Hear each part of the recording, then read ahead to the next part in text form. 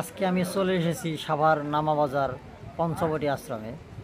তো এই আশ্রমের ভিতর কি কি মন্দির আছে সবগুলো মন্দিরই আপনাদেরকে ঘুরিয়ে ঘুরিয়ে দেখাবো। তো সবগুলো মন্দির দেখতে আমার ভিডিও সম্পূর্ণ দেখুন এবং ভিডিওতে লাইক কমেন্ট করতে ভুলবেন না। মন্দিরের প্রথমে ঢুকতেই এই মন্দিরটি আপনাদের চোখে পড়বে। তো এই মন্দিরটি কিন্তু খুবই সুন্দর, পাশে রয়েছে বটবৃক্ষ।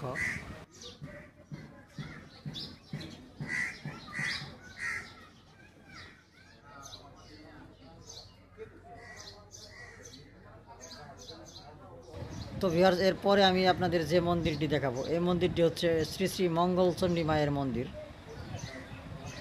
দেখুন এখানকার প্রতিমাগুলো কিন্তু খুবই সুন্দর। আমি আপনাদেরকে একটু সামনে এনে জুম করে দেখাচ্ছি।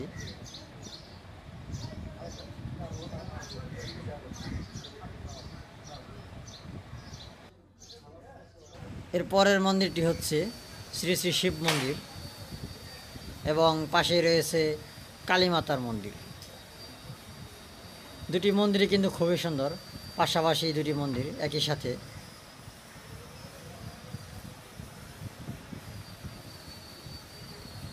মন্দির দুটির কারুকার্য কিন্তু খুবই সুন্দর করে করা হয়েছে।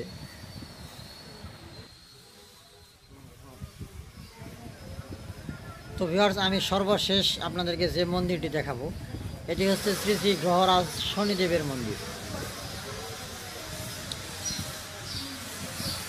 এই মন্দিরের মূর্তিটি কিন্তু খুবই সুন্দর, এক কথায় অসাধারণ বলা চলে। তো আমি আপনাদেরকে জুম করে সামনে এনে দেখাচ্ছি। দেখুন কত সুন্দর শনিদেবের এই মূর্তিটি। তো ভিউয়ার্স, আপনারা যদি সময় পান তাহলে চলে আসবেন সাভার পঞ্চবটি আশ্রমে, আপনাদের মন অনেকটাই ভালো হবে। সবাই ভালো থাকবেন, সুস্থ থাকবেন, দেখা হবে পরবর্তী ভিডিওতে।